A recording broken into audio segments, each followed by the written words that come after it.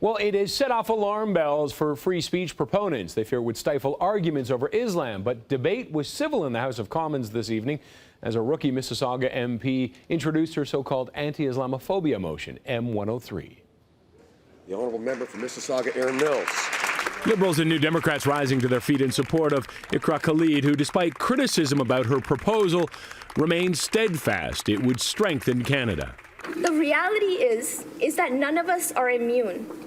None of our communities are exempt from this sort of prejudice, bigotry, racism, and discrimination.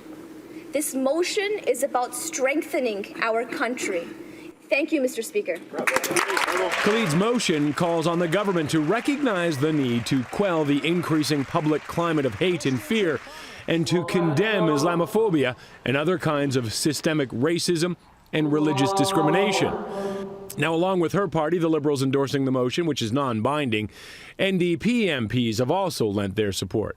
Some have suggested that this motion would limit our ability to debate or censor discussion.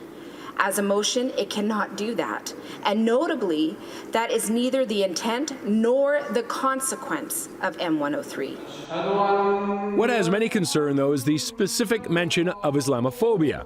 Alberta MP David Anderson in the House tonight said it was dividing, not bringing the country together.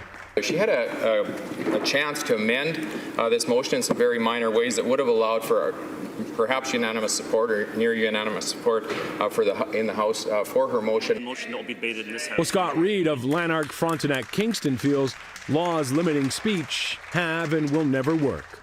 It is when, and only when, speech is a form of action, and when that action itself would be a criminal offense, that speech may be prohibited by law. In response to tonight's debate in the House of Commons, there was a demonstration organized here in Toronto called the Emergency Rally for Free Speech. About 600 people turned up. It was moved from a hotel to a Christian college because of an alleged threat, and protesters were expected, but none showed up. Now, if passed, the proposal asks the Heritage Committee to study the subject and report back with recommendations in 8 months.